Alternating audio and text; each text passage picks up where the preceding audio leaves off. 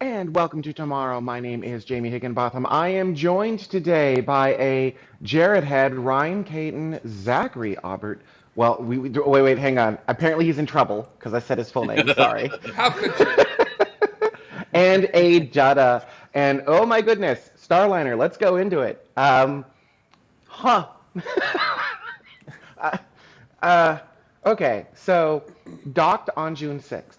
So first off, took a bit to get there, right? Like that was not super clean, but this is a test spacecraft, right? This is not an operational spacecraft, not yet. This is a demonstration mission. So, taking an extra minute, seeing how it does, figuring that stuff out, totally understandable. But they did it. They docked to the space station June 6th. It was supposed to be there for 8 days. Uh, that was, it's been there for 17. Yep. It was going to then depart June 26th, which is 3 days from now.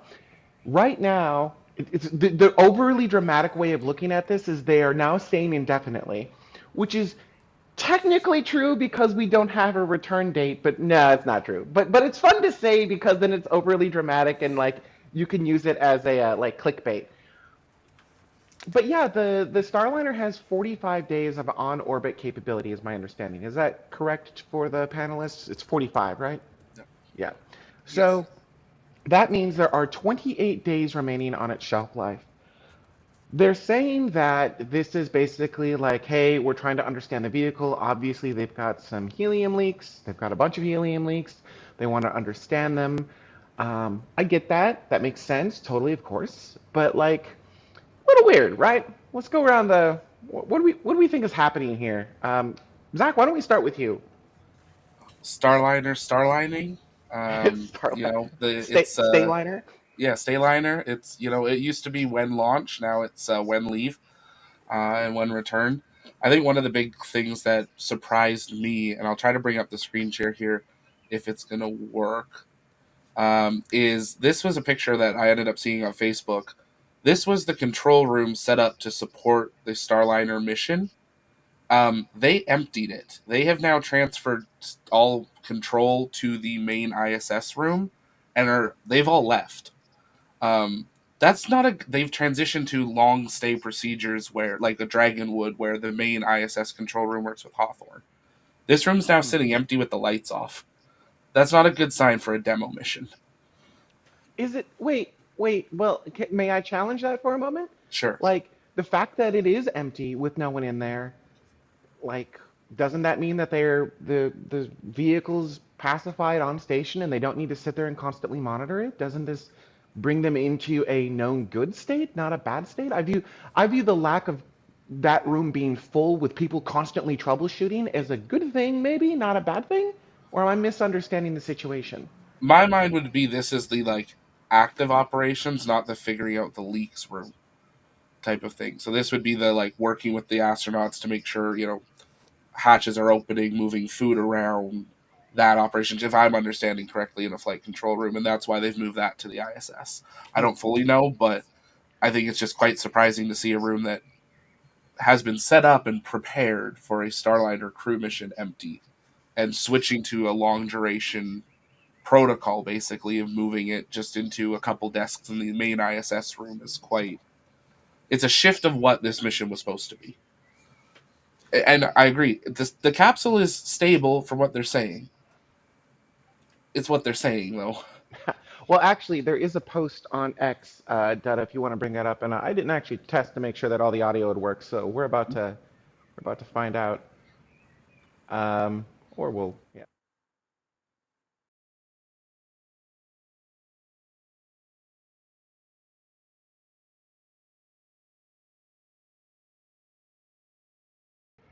But the thing that catches me is they call down to give him a bit of encouragement and to lift our spirits.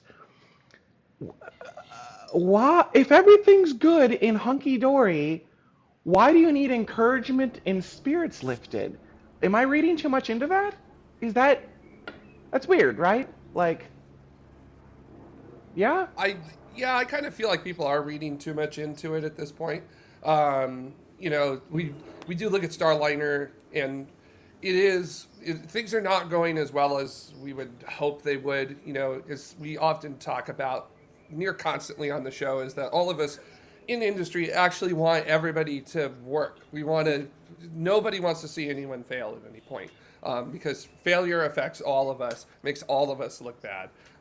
And success brings all of us with it. As we have said on the show for a very long time, all ships rise with the tide. But I would imagine that the focus, such a negative focus on Starliner, especially bleed over from Boeing's aircraft division into their space systems division. Yeah. I would imagine that these folks probably are I don't want to say being hammered 24/7 on that front with the negativity, but it's not exactly helpful, and you definitely want to do everything that you can to try to keep people in the game. And there's something to be said that you need to have just as good a mindset as you do an engineering background in order to make these things work. So you really want to try to do everything you can to make sure that you don't lose them on that front. So I feel like it's being read into too much simply because Starliner has had such a negative focus on it. So we automatically shift to negativity on it with most folks when we're looking at Starliner, as opposed to just reading what it is, which is that Sonny and Butch came down or called down to Boeing, the folks working on it, talked to them, and everybody felt a lot better from that. So, You hit the nail on the head with something with regards to people who work in aerospace, which is we actually all cheer each other on, right? Like, no one is anti anyone else because I think we all take this approach of all ships rise with the tide. Boeing's had a lot of issues as of late, to your point, with their airline division. But then also, I think a lot of people look at Starliner and it was very, very late. It cost a lot more than their competitor. And then when it gets up there, it's like part of why it was supposed to cost more and be the better option for NASA, was they had all their paperwork sorted, they had scheduled assurance, and that's just not how space works, right? Like, that's just not how space works. But you look at all of these things, and it's easy to go negative. So to your point, Jared, what can we, as a group, really quickly, and maybe go around, but can we take a quick positive spin on this and be like, okay, what is working on Starliner? What is this going to do? And what do we actually think, from a positive standpoint, what do we think is actually going to happen here? Jared, I'll pass it right back to you, because, yeah. Yeah, I figured the fact that they're staying in space is data gathering, because that's what a test flight is all about, right? We literally just hammered all the Starship test flights and said, oh well, they forgot to activate the flight termination system for 2.5 minutes, but it's data gathering, so don't worry about it. So I don't. I know people will probably say that's apples and oranges, but welcome to testing, right? You're going to primarily want data, gathering all that data, and then reviewing that data. And if the helium valves and the helium leaks in those areas are the cause of it, that sounds like it's in the service module, which you lose, right? You're not bringing that back. You can't bring that to the ground and assess that. That burns up in the Earth's atmosphere. It comes in at Mach 25, and that's it. It's done. Once you separate it, it's done. So I would think if I were an engineer working on Starliner and I wanted to understand the problem, I would try to keep it there as long as I could to get as much data as I could about the problem. You can't fix it if you don't know what the problem is. Maybe the previous flights weren't long enough for them to allow a proper assessment of the problem. They just couldn't get the right kind of data for what they were looking for. Maybe they had different instrumentation on the previous flights as well. So that I'm not privy to. I don't know whether they did, if there has been a change in instrumentation for data gathering or not. I would imagine for a crewed test flight, you probably have more instrumentation on board than you did before, just because you got crew, so you need to make sure it's a little extra better, right? But other than that, Data, data, data. Stay as long as you need to and gather as much data as you possibly can. Zach probably has to start a broadcast on his own network for the Starlink It's launch running. coming We're up. good. I'm looking at the board over here. I'm like, oh, they're going to be going live any moment now. I was going to say we'll put a pin in you for a moment, and then why don't we go to Ryan? Like, Ryan, what are your thoughts on Starliner? I am. I would be more concerned at this point if they'd come home after only a few days on station. But now they're staying for a longer duration. That gives me confidence that they want to understand the system, because there's no reason they would be staying there if they didn't want to understand the system. All of this that they're stuck on the ISS, it's just they're not stuck there, right? These vehicles need to be able to perform. They need to be able to be the safe haven for every crew that goes up there. Soyuz, Dragon, Starliner. If there is an event in which the atmosphere of the ISS is no longer habitable, the Soyuz crew needs to be able to bunker down in Soyuz, the Dragon crew needs to be able to bunker down in Dragon, the Starliner crew needs to be able to escape in Starliner. So it has that capability. If they need to evacuate the ISS, they can leave. You know, there's nothing preventing them leaving. Starliner is working in that capacity. Starliner is working perfectly, right? So I think all of this kind of, oh, they're stuck there. It's just a bunch of chat on Twitter or social media or whatever. You know, like Boeing want to understand Starliner. NASA wants to understand Starliner. That's why they're staying there on the ISS much longer. I think, but I mean, to your point, it's a much more dramatic story if you say they're stranded, right? You're going to get more viewers. You're going to get more. Indeed, clickbait. indeed. It's clickbait. It's fun clickbait. I mean, let's be clear. It's fun clickbait, right? We're It trying to catches make your attention.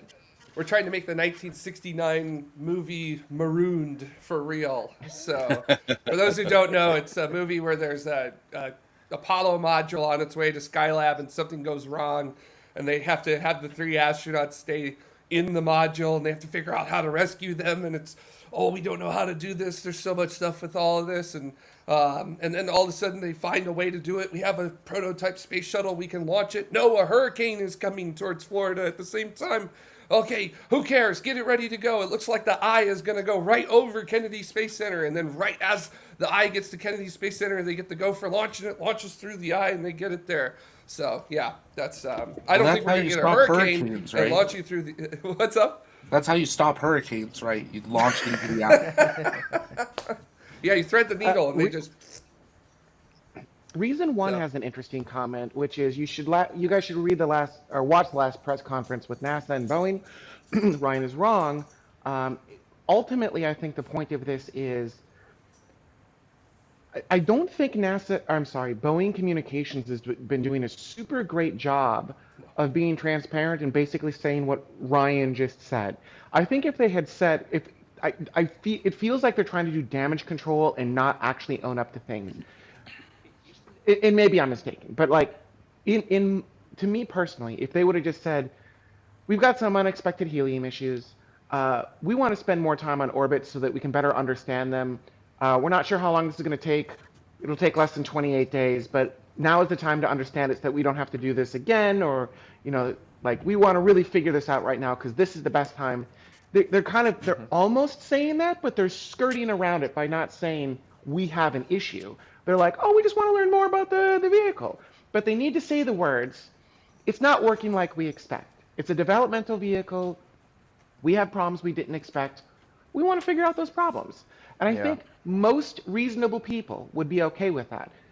All of the mainstream media, in all fairness, would take that and run and be like, Boeing has issues, right? And maybe that's why, because, their airline division is, Even now they are. That is the main headline on most mainstream media things, which is that Boeing Starliner capsule failing on station or something like that. Like literally words that nobody has said, and that words that you typically don't add on to a test flight either. Again, I so wish that the people who reported on these things had the knowledge and the insight that folks like us, all of us on the show, have. Because we got a good idea as to what it takes. Yeah, but Jared, what we're talking about doesn't sell, right? Someone's saying, oh, let's say nice things about Boeing. Let's figure out how to like blah, blah, blah, human. Well, That doesn't I'm get not. viewers. No, That don't that say doesn't nice get. things. Don't say nice things about Boeing, but just try to at least be a little more honest about it. But then again, That I'm doesn't get asking a viewers. lot. I'm Yeah. asking a lot of something like that. So But hang on, to my point, they're already saying Boeing is failing, right? They're already making those headlines. So rather than try to skirt around it and, try to make mainstream media happy, in my opinion, Boeing should just come out and be like, we got a helium issue. We don't know what it is. We're figuring it out. We want to keep it up there so we can figure this thing out and really understand the vehicle. I think at that point, they would have space nerds advocating for them, being like, yeah, absolutely. Now, the there's a certain type of space nerd who only wants to cheer for one team, and like they're not going to ever cheer for Boeing. But I don't actually think that's the majority of space nerds. Maybe. no. I don't I know. think there's a distinct group between Elon Musk fanboys and space nerds, and there's this little bit of crossover in between. There's a very small number of people. You'll see a lot of people acting like space nerds, cheering on SpaceX just because they're an Elon Musk fanboy. However, Sure. there's a completely separate group which is I'm a space nerd and I like space. I'm not an Elon Musk fanboy. They're two very distinct groups that have a teeny little bit of crossover in the middle. And I think one is normally more vocal than the other. I think there's a Exactly, huge exactly. market of space nerds that sit there and cheer on from the sidelines and watch shows and talk in chats, but don't have followings that are, the whole actual we want everyone to succeed. And I think, agreeing with you, Jamie, I think one of the biggest issues is it almost feels like they're crying wolf if it's coming home. If they had just had a briefing a week ago, we're staying for 20 more days, we're going to do help on the station, get through all these spacewalks and learn what we can while we're there, then we'll come home. We'd all be like, great, sound. But now it's every 3 days, it's another delay, and it's another delay. And it's like, well, what are you? My question is, why? If there's more we need to learn, what are we finding that we need to study more? Either tell us that, or just say we're staying until the last 10 days. And I, then I the ISS team needs to work their schedules because now the spacewalk team said they'll shuffle around Starliner. Well, now Starliner said they're shuffling around spacewalks. Well, who's the boss? it's probably a little bit of both. Let me challenge that assessment a little bit in that it may not be that they're finding more things. It may be that they found it, they just don't understand it yet, right? And they want to understand. At least is a person who's had to deal with some, not this obviously, but like had to deal with some fairly complicated stuff. You know what the problem is, you just don't know why, if that makes any sense. And so their engineers might be sitting up there going, okay, why is this? What more data can we pull from this? I don't think it necessarily means they've got a bunch more issues. I think it just means that they want to better understand the issues they have. Now, it is possible that they have more issues too. We don't know, right? But I don't think A necessarily means B, you know? We do a But spacewalk outside and just go check out Starliner, do a check around, open some hatches. I'm not gonna lie, Just that so would be you kind of drag a awesome. knife into it. Sniff for helium. Well, one of my They team do a mentioned spacewalk. Oh, it's on the way up here. well, they never addressed it, but when it docked, there was a residue on the door of Starliner, and they delayed the door opening, and they've never mentioned it again. Hmm. And it was like, well, what residue was on? Is helium on the door, or they kind of just very quickly skirted by that because it came down on station to ground on the live feed, and it was like, okay, we're not talking about that again. Open the door, but they stopped for a good period of time to evaluate this residue. So it's like I think it's the right thing, like you were saying, right? It's a good thing they're staying up longer, right? They're spending that time to understand everything. They're not just rushing them home.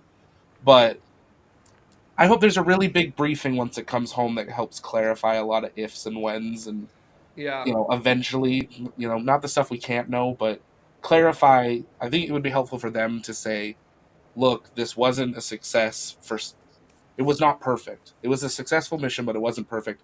And here's why. Because ultimately the question is, can you certify after this? Yeah, that is the question. Can they certify after this, or will another demo mission be required? Because Boeing already hates this. Like, let's be clear, they like this They're is a eating it. fixed. Yeah, they're eating it. This is a fixed price contract. This is not cost plus, right? So they get X amount of money. They got to figure out how to do it for X amount of money, and they got a contract that they got to fulfill. So like, if there's a serious issue with the helium system on the vehicle, that they can't fix in software and it requires a massive hardware change, that's not If great. And I if would I just want to point out too that the faith in Boeing is not exactly there either in their space division. They did the bid for a part of the lander contract for Artemis, and NASA was basically like, no, and just like gave it the quickest look over and just went no. So they got Starliner at the moment.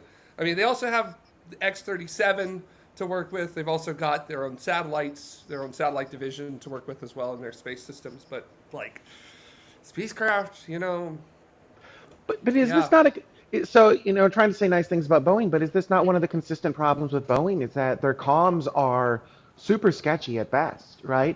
Even if you go look at their airline division, they try to cover things up, they try to hide the truth, they just don't come out and say what's going on. And so then you lose faith in these companies because you feel like you're being swindled. And so like, yeah, there are absolutely issues with Starliner, but I mean, just come out and say like, look, this is a demonstration issue. We expected issues. Like, yeah, that's the point of this mission. They just won't. I want them to just come out and say this is what's going on, and I feel like we get that with other companies. I won't name anyone in particular because I can't, because I'm certainly biased. But like, there's certain CEOs who come out and be like, yeah, no, this is how it is. This is how it is, regardless of how the mainstream media will treat him. He's like, no, this is how it is. I would argue. What's the stock price of those companies? Oh, wait a second. Wait a second. There's no stock to Maybe that's purchase. a problem. I mean, maybe Boeing should figure out how to go private. I think we mentioned it Maybe that last would help. show. Good luck. I think we mentioned it last show. Like, look how Tori Bruno showed up at almost every briefing ahead of launch, even when they had issues. Yeah. And now you're getting people lower and lower. I think even that, a statement even or something would help Boeing to a little bit, at least in the space industry, of look, this is getting the attention of not just this division. This is getting the full attention of Boeing. And I think Airvale brings up an interesting question because I think it's going to need another demo mission. There's not enough Atlases. Atlas is retired. So if they use up one of their Atlases on a demo, they can now only do 5 missions for NASA. Now, if I understand correctly, the contract with SpaceX and Boeing was the first 3 were paid, and then it was kind of after the second they got authorized on the next ones to actually prepare. So maybe NASA can adjust the contract to 5, but then does Boeing need to give a refund? Or do they Well, have to switch to Vulcan sooner? well, that's what I was just going to say is I don't think the contract says you have to fly an Atlas. I would assume that they're just like, look, you just got to fly. So if Or they would you can need a convert, crewed flight test to Vulcan? maybe. The I mean, it's contract certainly is to gonna have to deliver go through humans. astronauts in a capsule to the ISS. Yes. The way that Atlas V is a part of this mission is because NASA paid Boeing, put these people in space and dock them to the ISS, and Boeing's like, oh boy, we need a rocket to launch it on. Hey ULA, here's some money. Can you please launch our spacecraft? That's the relationship that there is. It's NASA to Boeing to ULA. Yeah, Right, and so- and Starliner was designed to be launcher agnostic as well. By the way, it was designed to fly on Atlas V, Delta IV, Falcon 9, and Vulcan Centaur. So we got Falcon 9 and Vulcan Centaur coming up, and Atlas. If you could somehow manage to convince someone to come off of an Atlas, maybe you could say, "Hey Jeff, can we put a load of Kuiper on something else?" We'll put your logo on I don't know. Starliner if you get us to take an Atlas. Secondary payload. So, but yeah, Sponsored by it's Kuiper. it is launcher agnostic. So if NASA is insistent, no, you finish the contract, whether you like it or not, Mr. Boeing. Then I suppose they could contract out and handle that. I mean, that's what Northrop Grumman's doing with Cygnus, if I recall correctly here, in order to meet the payload requirements and other things such as that. So, not related. I'm just going to do a little aside. It's interesting to me that back in the Space Launch System days, oh no, not the SLS, predecessor to Constellation days, it would take too much time and money to human certify Atlas or Delta, so NASA needed to build Ares 1X or Ares 1. And here we are, human certifying Atlas. anyhow. That's just a Well, fun how little amazing aside. that we would have be. a human certified atlas, not human certifying it. It is human certified. It is now, So and it was going yeah, to be far too complicated to do that back in the day, but now it's just fine. I Anyhow, I think there was a sorry. bit more with Ares 1X. So there's a Well, little Aries it was a one. little I bit mean, Aries. more. I don't want to necessarily say ground up on that rocket, but there was a lot more complications with that rocket that I don't think get talked about or have been talked about publicly. With a lot of that, like I hope someone writes the tell-all of Constellation one day, because some of the things I read from Constellation, I'm just like, oh my god, it's like a bunch of 5-year-olds wrote down requests and then threw it in the air and saw what landed and then went in order with it. It's just not. Uh, Just it's like it was just a fun aside. I will say really quickly, just finishing this aside. Aries one never flew. We only ever flew Aries 1X, which was not an Aries one. and So it was a all right, I'll leave that glorious there. flight. It was a glorious flight, but Aries one never flew. 100% success record. No other rocket in history has that record. Uh, 100% success record. I actually did not. Don't have look at the 100% success. parachutes. 100% success record. Don't look at the things that failed. It was 100% success. You know what? Don't look at the dent in the side on splashdown. Let's be 100% honest success here. record. SpaceX has lost parachutes. Blue Origin's lost parachutes. Boeing's lost parachutes. Parachutes are everybody has difficulty. I was gonna say it sounds like a Boeing briefing. Don't look at all the problems. It's fine. Everything's fine. It's Kevin Bacon from Animal House standing in the big crowd of people saying everything's fine. I mean, if we I need to, had- they're building a shuttle vertical stack in LA. So if Starliner doesn't work, can we just That's true. launch that just for one extra mission for Starliner? They just finance that. I saw in the documentary Moonfall that they were able to get Endeavour up and going in less than a few days and launch it from Slick 6.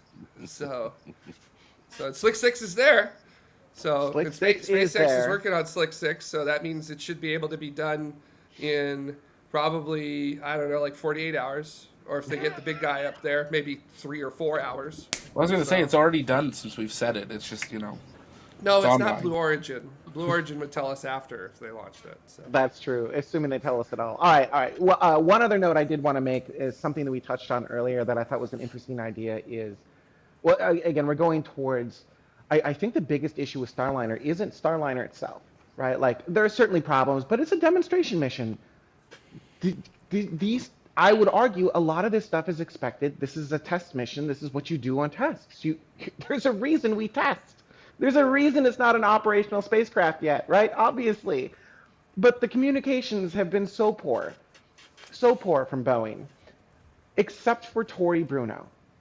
Tory is a delight, and I wish they would bring him in. Like, they just need to have, I know that he's ULA and not Boeing, and I know that he's not but they got to figure out how to, like, brief him and have him come in his cowboy hat and his cowboy boots. He'll ride in on the back of a horse and be like, all right, let's talk Starliner. I'm telling you, like, I think if Tory or someone took Tory's mentality towards keeping people up to date, I think it would go such a long way on this mission. The issue isn't Starliner. The issue is the communication. That's not to say Starliner doesn't have problems. It's to say that the reason we're all sitting here talking about it is because of the horrible lack of communications from Boeing. You can have problems and work on solving them if you have good communication to the public and to the people that are paying your bills. They get behind you and help you fix your problems. Like as an engineer, like testing engineer, if I don't have 100% certainty in what the failure mode is and that I can fix it on the next one, I want time in situation to be able to test different pressures, different routes, different ways of loading the system, to understand and characterize what this problem is and see if it's a valve or if it's a system or if it's a certain condition, a certain power level or power requirement or pressure drop, or like what is it exactly that causes this problem. I want it to characterize as much as possible. If I can get 20 extra days of testing on orbit, like, you can't get testing on orbit.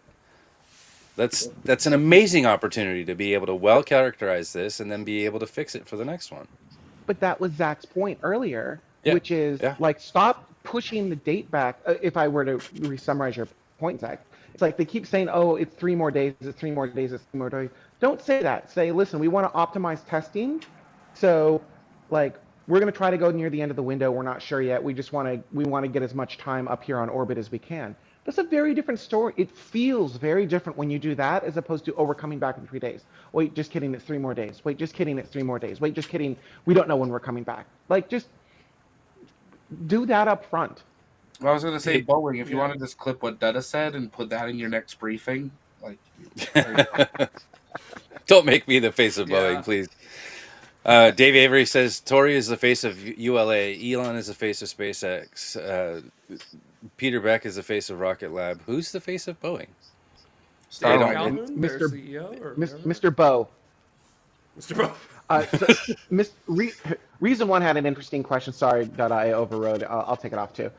Is it No really worries. a test when humans are on board? Starship has no humans during test flight. Yeah, absolutely. Yes. So let's look Yes. at Someone else want to take this? I Yes. probably shouldn't. Yeah, you could absolutely. Like, how do you test an airplane? You put people in it. You have two people You in fly the it. cockpit You flying fly it.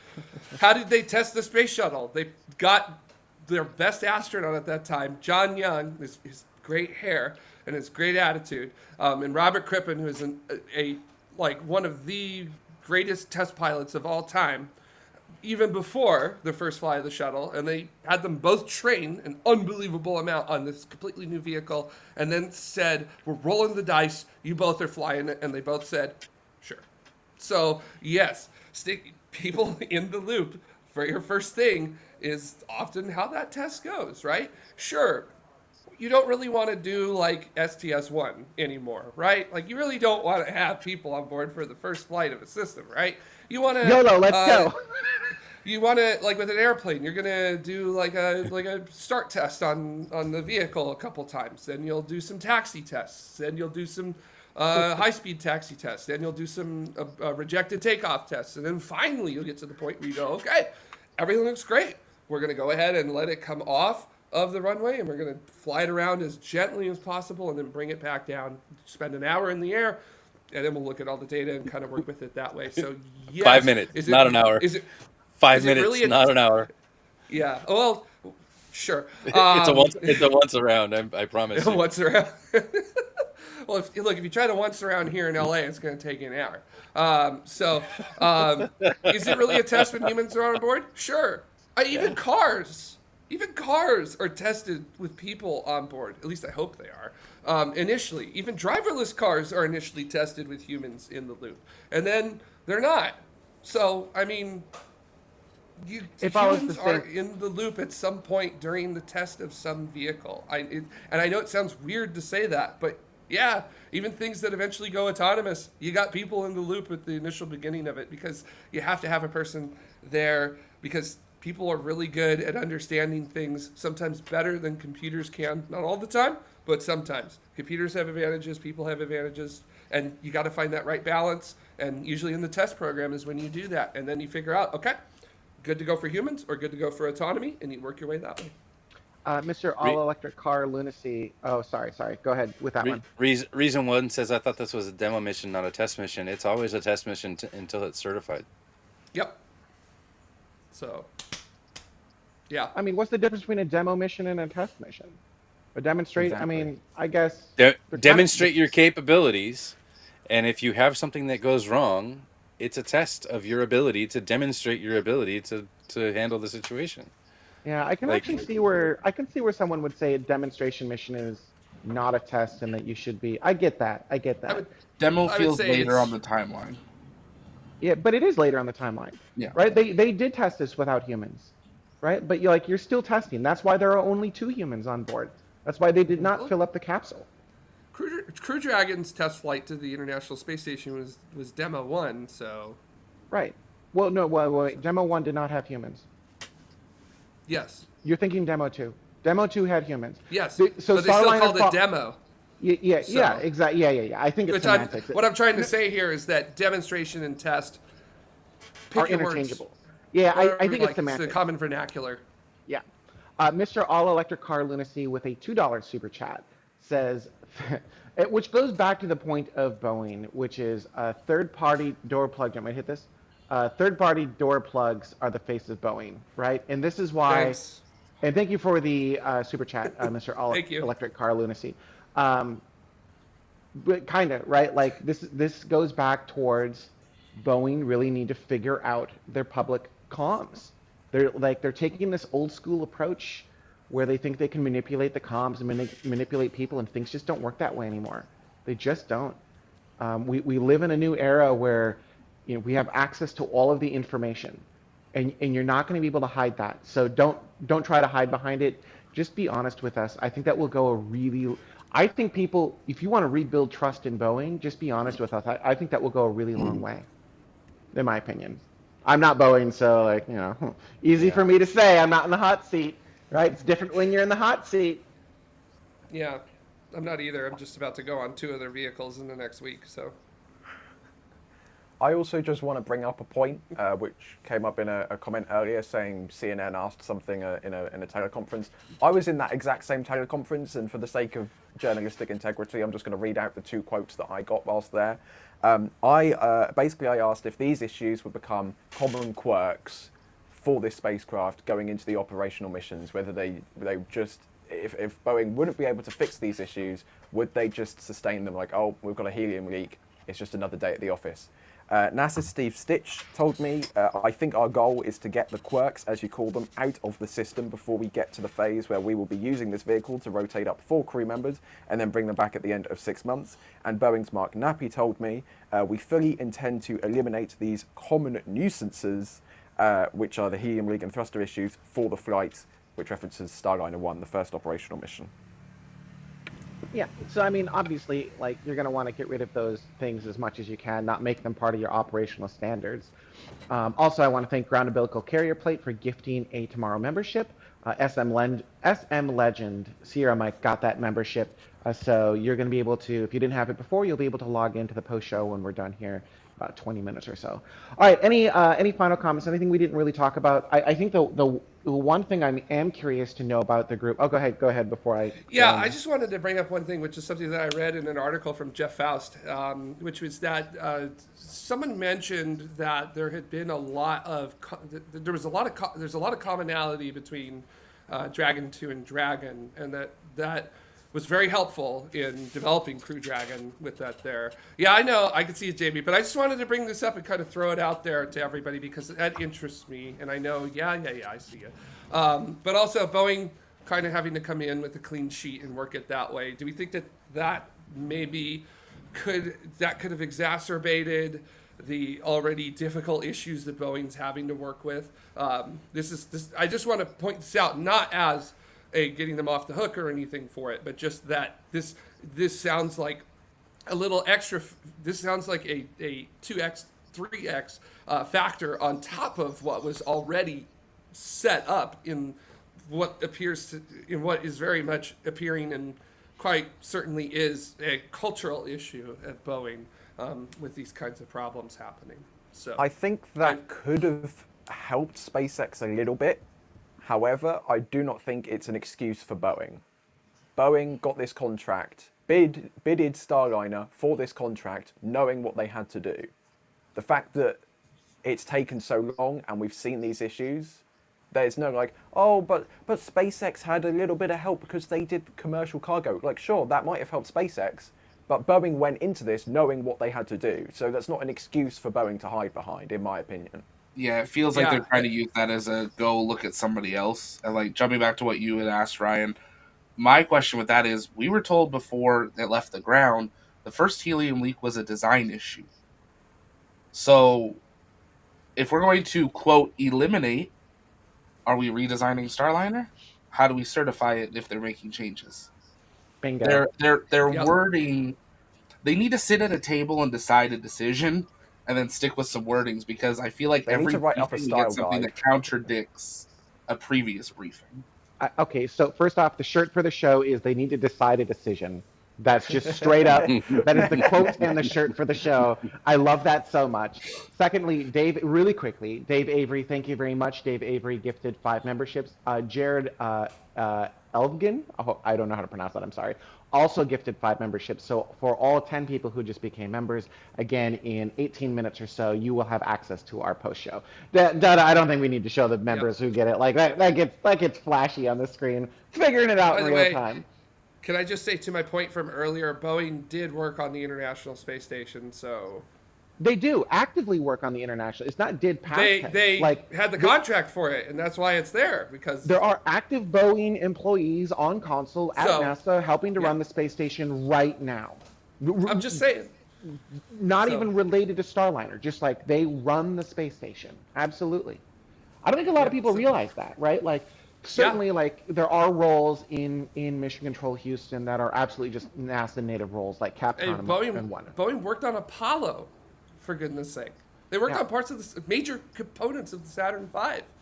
So like, this is not a case of like what they did with the space shuttle orbiters, where they bought Rockwell, so they inherited the orbiters from that, you know. But that's just me being a history stick in the mud on that front about that. So. Okay, so okay, so now we've done the whole let's be nice to Boeing. I mean, kind of nice. Like I'm kind of beating up on Boeing comms here a little bit, but like, you know, I'm trying to like give them the benefit of the doubt. Having said that, their comms haven't been super great, and we're just gonna keep going for this show. I appreciate everyone. So John just did a super chat for $20, but there was no super chat message, I don't think. So if you have a message, John, that you'd like us to feature on the screen, say that next, and we'll feature that for you. What if there really is a serious issue on Starliner? What if they actually cannot return Starliner? What if these helium issues are serious enough that they're worried about? Because as I understand it, the helium issues are fundamentally in the trunk section, but I believe they need their trunk section for the deorbit burn, do they not? Doesn't the deorbit burn happen prior to trunk separation? Yes, Yes. and trunk. They can't really carry anything with it. Sure, whatever. But the Yeah. Service it's not module. part of the capsule proper, Yeah. right? It's underneath the heat shield. So yeah, they what separate after deorbit. So right, and so I assume that they're getting like I assume the helium is needed for like backfilling pressures for those thrusters, which I also assume are going to have to fire for a hot minute. That deorbit burn, they're going to have to bleed off a lot of their speed, right? So what if they're not actually saying the thing? What if they're not communicating the thing that's actually happening? By the way, there's a lot of what ifs. I'm not saying this is happening. This is just me going, hey, their comms haven't been super great. What if there's something more here? Like what else could be going on? Understand we've entered pure speculation part of the show. No one should take this as fact. So Ryan, I'll let you speculate first. My personal take on this is that is a what if that is like the hugest what if ever, and I'm not really comfortable saying like, oh, it's not going to work or whatever, because you know it's a big what if, right? Sure. But if a what if that big is actually happening right now, I would be personally incredibly shocked that NASA hasn't said anything through the official communication channels, because having a spacecraft in space unable to return is it would be the biggest news of probably the decade. Well, I would argue they may not know if it can return yet, right? Like maybe they're not in a position where they're saying, "Oh no, we can't return." Maybe we're in a position now where they're unsure if they can return. That's a very different thing. Again, not saying they are, not saying they are.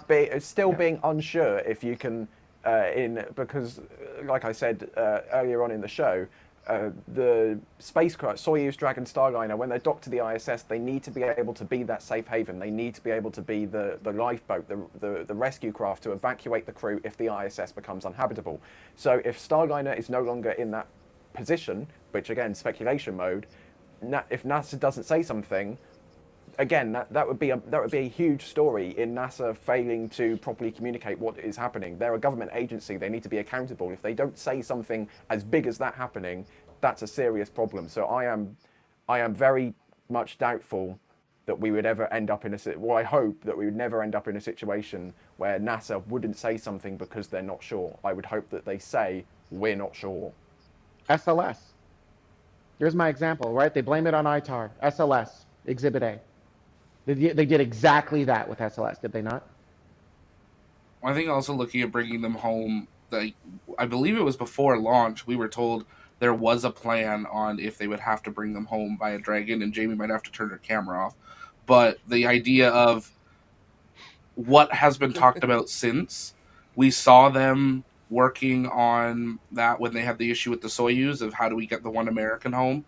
There's apparently a plan in place if they need to bring these two Americans home on Dragon. No one has said anything about that, and I don't think they would say anything with all the press the way it is. But as a NASA plans backup after backup. There's been conversations happening now that have to have been happening if they're a what if, because they only have so many days on station, and like you were saying, Ryan, they need a safe haven. They need Yeah. to know where they're going. So if Starliner isn't at a place of being ready for sure, are they prepping Dragon in any way that they could in an emergency use it as well? That has not been said. We don't know, but Yeah. NASA likes backup plans. I feel like there has to have been conversations had, at least internally in NASA. Boeing might not be part of those. Yeah. And Jared, you'll probably be better to comment on this specifically, but Musgrave got up and walked about during re-entry on the shuttle, right? So Yes, surely my if favorite they need astronaut. if they need to make something work, they'll make something work, right? Absolutely, yeah. And, Story walking around on the flight deck of the shuttle is maybe one of my favorite things in spaceflight history, because that's, if you know Story Musgrave, you literally just say to yourself, yeah, that's Story. So also, I will point this out. He had permission to do that. So it wasn't like he just was like, wow, look at the pretty lights. It was like he was filming the reentry plasma at the request of NASA. And they allowed him to do it because they knew it was going to be his last flight as well. He was retired. He was retiring from active duty as an astronaut at that point. Because he basically flown on every space shuttle at that point. So what else do you have left to do? I would hope that as a public agency, NASA would be as transparent as possible. I can understand a private company not having transparency. And when I say understand, I do not mean absolve them of the fact that they don't have transparency.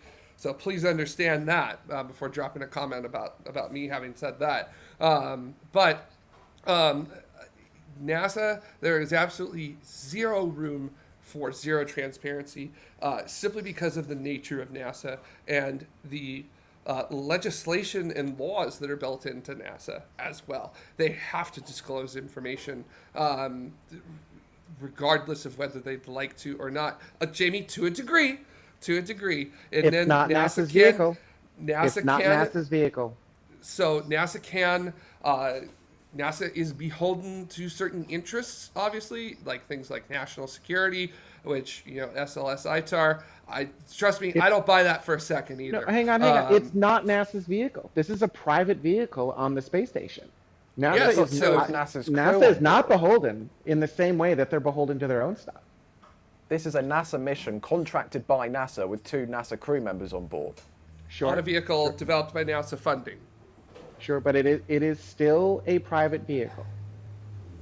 So, like, I think that changes things. I don't know, but I I believe feel like that changes NASA things. could talk about anything with the astronaut safety. I don't think they could speak with any confidence on the vehicle's operations in itself. Yes. And I think Me Yes. Not You has an interesting comment that relates to all these other private missions we've seen.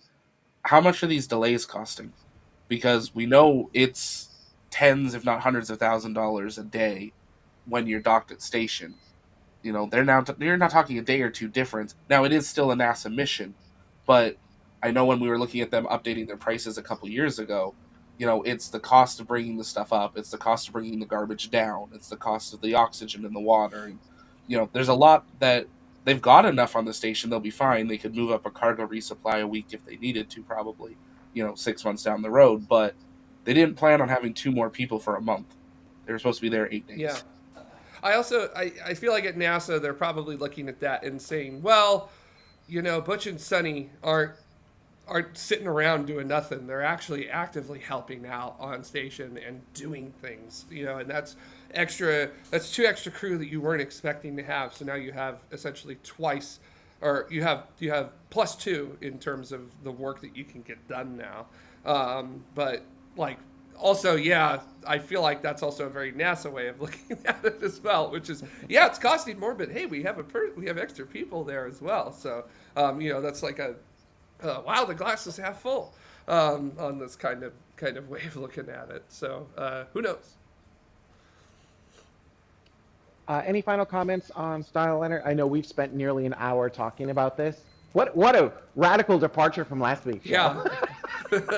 This week we have an interesting topic. I know. Yeah. Well, they can't all be winners, right? But I was interested throughout this whole show so far. I hope you guys have been too. Any final notes Yeah. on Starliner before I go around the room for other topics? Join us I- next week. We'll still be talking about it. Maybe. Oh no. Maybe. We should think about this. Well, the next week's. Hang on. We already have next week's thumbnail. It's so Zach created decide a decision. Oops. Well, it slid away. Right. So we created the. Here we go. That's our shirt for the show. Decide. This is how fast we work here. All right. So no more topics on Starliner. If that's the case, Jared, why don't I hand it to you? Did you have any other stories this week where you're like, oh my god, I want to talk about this? And does it Oh involve man, hyperbolic fuel? I was like so within so like hyped up about that I focused mostly on Starliner, but I did want to say that there is a company called Astroscale that's looking at things like space debris and other stuff in orbit, junk, and working with that. And they've actually gotten their target spacecraft to get within, or their spacecraft to get within 50 meters of its target, which was impressive to the point that they were actually taking images of their target, which was the upper stage of a Japanese rocket. And I'm pulling that up real quick for you all to take a look at, because it's absolutely astounding to be able to see a piece of derelict equipment up in orbit around the Earth, and that is just that's mind blowing to me to be able to see that. And maybe we might be able to look at how these materials and other things have spent this time on orbit, and from that be able to make determinations as to how to redesign or realloy or retool parts and materials on vehicles that we send into space. Very much like, a lot of people don't know this, with the Hubble Space Telescope, when they brought parts of it back, they analyzed it, and they are actually able to make determinations about how to better build satellites and other things, especially at that time, the International Space Station as well, for operations in low Earth orbit or higher Earth orbit as well. So maybe they'll be able to tell. So, but also, that's just a really cool photo. That's a dead second stage from a Japanese H-2. How cool is that? That is a really cool photo. It's Yeah. so clear and beautiful. Yeah. If I KSB has want taught one. me anything, you just need one of them big, crawl, what is it, like robotic arm things. You just grapple onto the side of that thing and then ignite your engine and deorbit it, just like that. Yeah. Or hit it with a big net, like like that one, like they tried once, and it just didn't work. I think the BBC missed a big opportunity saying Daleks are real from Doctor Who, because if you flip this 180 degrees, Oh my it gosh. does somewhat look like one. So It's like a Dalek with a little engine on the back. the It little needs arms. a plunger. Needs a plunger. Oh man, nerdy stuff. Ryan, how about you? Did you have anything you want to talk about this week? I have a Not couple. that we didn't talk for an hour on Starliner.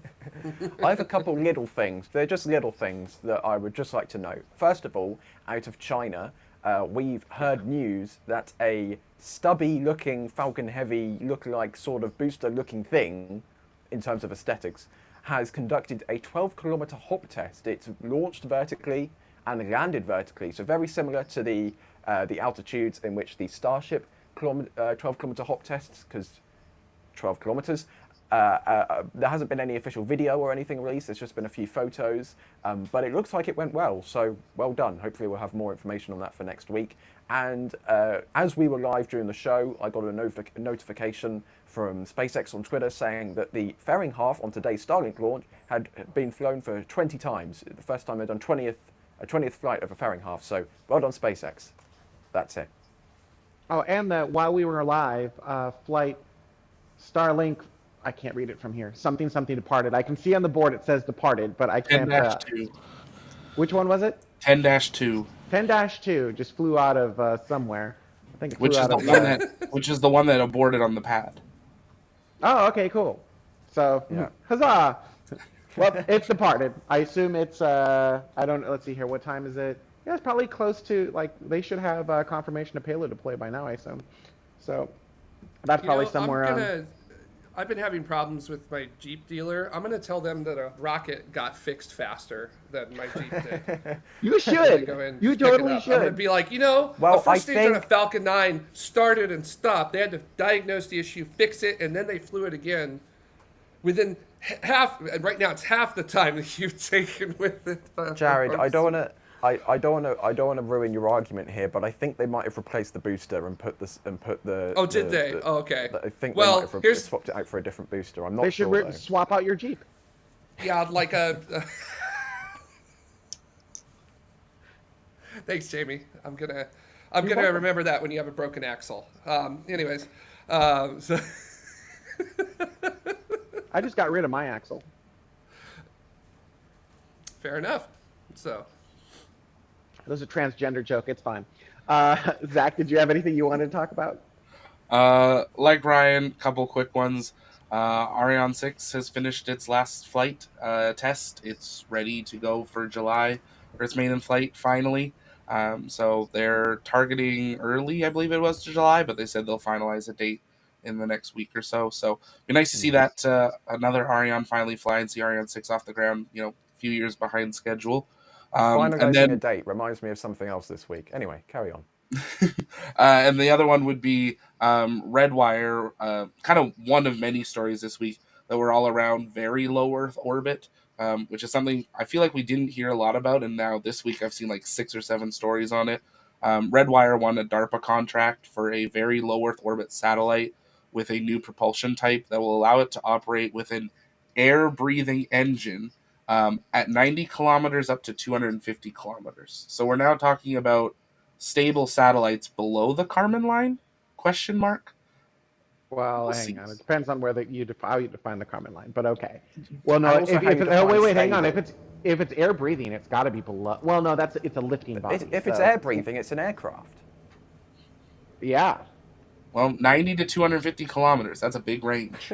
I mean, Yeah. Think about how much Just fuel that thing's gonna have to burn through. Like that's crazy. just to kind of put this into perspective, there was a mission that the European Space Agency flew called GHOST, and I'm not going to say the full name of it because oh my gosh, it is such a hell of a backronym. It's like 20 words for 4 letters, and it was basically mapping the Earth's gravitational field, and its final orbit. Get this, its final orbit was at 229 kilometers above the Earth. They actually designed fins on the satellite to help guide it as it was traversing in that final orbit, and a small ion thruster on it in order to overcome the aerodynamic drag that it had at that altitude. Just wild. That was the one where when the earthquake in 2011 in Japan happened, they detected the seismic waves from it, not just from gravitational fluctuations, but actual pressure fluctuations as well on the spacecraft. So, so you can orbit really low. You just gotta push hard. Yeah. Well, I mean that's the thing, right? Like, orbit's not altitude. Orbit is horizontal velocity and maintaining that. But the more air and more resistance you have, the harder it is to maintain that horizontal velocity.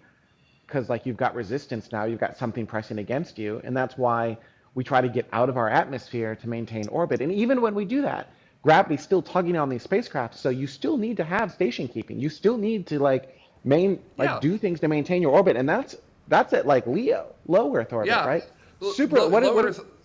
Low Earth orbit, you still have atomic oxygen and other things like that you're running into. So it's like space station's generating aerodynamic drag. Like that's wild to think about it, right? Because that's 400 kilometers plus, but Starship had plasma on it at 90 kilometers when it was skimming the atmosphere. That was so cool. yeah, that was cool. That was so cool. That was so cool. Anyhow, all right. I think that. One last question with regards to the what is it? Super low Earth orbit? No, Very ultra- low Earth orbit. Very low Earth. VLEO. All right, very low Earth orbit. VLEO. Is VLEO, um, is that not a circular orbit? Like, is it a like a elliptical? Could be an option. Because I wonder if they're coming in for a deep, like, I wonder if they're like dipping in and then going back out and then dipping in and going back out. You know what I mean? Possibly. They haven't said. Hmm. Okay. I'm just trying to figure out how they could maintain that. Like, the, the what is their fuel source? Unobtainium? Like, I don't understand. Well, it's funny because it looks like a sailboat of a solar panel that looks like a sailboat in the render, and then the bottom of it is one of the two. Um, I'm I'm gonna blank on the word. Star Trek Enterprise, the tubes at the back. Nacelles. Nacelle. It's one of the nacelles, but with an air breathing opening at the front, with a Zach, you solar lost, panel sail. Zach, you lost 10 nerd points for forgetting nacelle. Just straight up. All right. So it looks like you've got a look. Okay. I'm, I think we should talk about this more in the post show. Speaking of the post show, I'd like to thank everyone so much for watching this week. I hope you guys had a good show. And if you'd like to join us in the post show, first off, there were, I believe, 11 new members who were gifted membership, or 11 new people who were gifted membership during this show. So your name didn't make it into these slates, but they'll make it in the slates for next week. Also, because you were gifted membership, you were absolutely eligible to head on over to our membership show after the fact. Look at your membership tab on YouTube. There's also a link in the description for this particular show. And you'll be able to continue to watch as we go into post-show where I'm going to make fun of Zach for forgetting the cell. And then he's never going to come back on the show. Wait, I'm trying to look in the background of his shot to see if he's got a Star Trek starship back there. I don't see one. Okay, all right. So at least it's not behind you. So that anyhow, any membership level from system support and above will have access to the post show. And anyone who does contribute to the show or gifts memberships or does super chats or anything else, thank you so much. You help to make the show go week after week, month after month. I try not to do like any sponsored ads or anything like that. I love keeping the show just like community driven because then I'm beholden to you, the viewer, and the community, and I'm not beholden to a sponsor or anyone else who can like then manipulate what we want to say or what we should say on the air. So I think it's really important to keep this completely community driven. And all shows, anything, all of this takes time, all of this takes money, and your contributions help to make this go. On that note, I'd like to thank everyone so much for watching. If you're a member, click on that link in the description, and we will see you guys next week.